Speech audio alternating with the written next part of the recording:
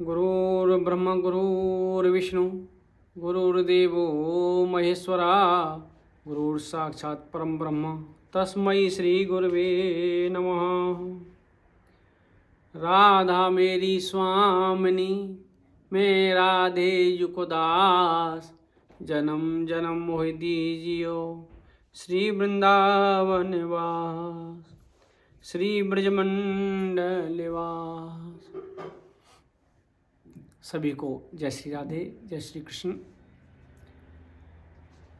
आज हम एक नया विषय लेकर आए हैं। हमारे पास प्रश्न भी आया था कि महाराज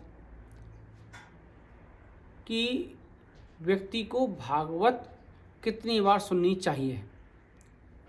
कोई बोलता है मैंने 10 बार सुनी है, कोई बोलता है मैंने इतनी बार सुन ली, कोई बोलता है मैंने उस आचार्य की भागवत सुनी है कि मैंने कोई आचार्य नहीं छोड़ा, चाहे टीवी के माध्यम से सुनी हो या सामने बैठकर सुनी हो। तो भागवत कितनी बार सुननी चाहिए जिससे कि मोक्ष की प्राप्ति हो। बात इसमें ये है, हमारे गुरुदेव भगवान भी बोलते हैं भागवत जब तक सुनते रहो जब तक तुम खुद भागवत ना बन जाओ। कब तक सुननी है? जब तक तुम खुद भागवत ना बन जाओ तब तक भागवत सुनो। कहने का मतलब क्या है? कहने का मतलब ये है भागवत सुनने के बाद आप में क्या अंतर आया, आपने क्या ग्रहण किया और फिर अपने जीवन में क्या अमल किया। भागवत सुनी, बड़ा आनंद आया, कीर्तन हुआ तो तालियां बजाई, कहीं नृत्य करने का मन किया तो नृत्य किया आपने, अच्छी बात लगी गंभीरता से सुनी। जैसे ही पांडाल में से निकले या मंदिर के सीमा से बाहर निकले, आप अपने जीवन में आपने उनमें से क्या ग्रहण किया, क्या अमल किया। वहां बैठकर कथा सुनी आपने, बहुत अच्छा लगा, लेकिन व्यास पीठ पर बैठ के व्यास मन से हर बार बोलते हैं, हर भागवत प्रवक्ता बोलता है, हर साधु संत बोलते हैं भजन करो, जीवन की सत्यता को पहचानो। अब आप बताओ घर पर जाकर कितने लोग भजन करते हैं, कितने लोग अपने आचरण में सुधार लाए, अपने व्यवहार में सुधार लाए। भागवत सुनने से पहले जो हमारा आचरण था, हमारा व्यवहार था, जो हमारा खान पान था, उसमें क्या सुधार लाए हम। अगर भागवत सुनने के बाद भी कोई सुधार नहीं लाए, जैसे भागवत सुनने से पहले थे ऐसे ही भागवत सुनने के बाद हैं, तो आपने कोई भागवत नहीं सुनी।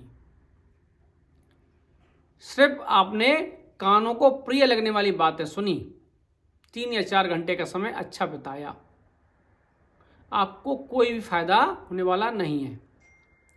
भागवत में बताते हैं कि भजन करो, प्रभु का चिंतन करो, संकीर्तन करो, साधु संतों का संग करो, नहीं करते।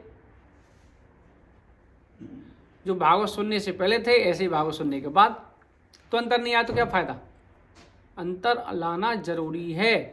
तब तक भागवत सुनते रहो तब तक खुद भागवत ना बन जाओ। ये तो आपको अपने आप से पूछना पड़ेगा एकांत में बैठकर कि मैंने भागवत सुनी तो क्या अंतर आया, अपने जीवन में क्या सुधार लाया। नहीं लाए तो कोई फायदा भागवत सुनने का नहीं है। अब पूछो सही, कोई साधु संत बोलता है आपको भाई जो भी आप कर्म करते हो, आप पूछो, अपने आप से पूछो कि यार ये तो मैं भागवत सुनने से पहले भी करता था, ये भागवत सुनने के बाद भी कर रहा हूं, तो भागवत सुनने का क्या फायदा। भागवत हमें सिखाती है भक्ति करना, भागवत हमें सिखाती है संतों का संग करना, भागवत हमें सिखाती है प्रभु का चिंतन करना। ये बात तो हमने की नहीं। ना हमारे आहार में बदलाव आया, ना हमारे व्यवहार में बदलाव आया, ना हमारे दैनिक जीवन में बदलाव आया, तो भागवत सुनने से क्या फायदा। सिर्फ कर्ण प्रिय, कानों को प्रिय लगने वाली बातें सुनी, उसका आपको कोई फायदा नहीं है। जब तक अमल नहीं करोगे, अमल करो तो आपको फायदा है। कुछ लोगों को मेरी ये बातें अटपटी लगेंगी, लेकिन सत्यता यही है। भाई राजा परीक्षित का एक बार भागवत सुनने से उद्धार हो गया था, धुंधकारी का एक बार भागवत सुनने से उद्धार हो गया था।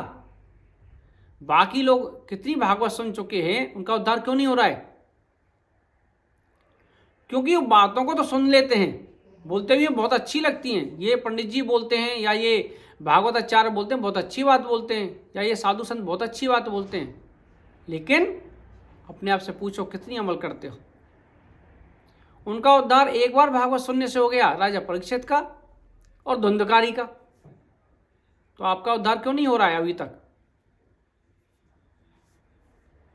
कहने का मतलब यह है, अपने जीवन में जरूर बदलाव लाएं, अपने आहार में बदलाव लाएं, अपने व्यवहार में बदलाव लाएं, अपने आचरण में बदलाव लाएं, तभी भागवत सुनने का फल मिलेगा। यही फल है। आज के लिए बस इतना ही। जय श्री राधे राधे, जय श्री कृष्ण सभी को। वीडियो अच्छा लगे तो इसको शेयर करते रहो। राधे राधे।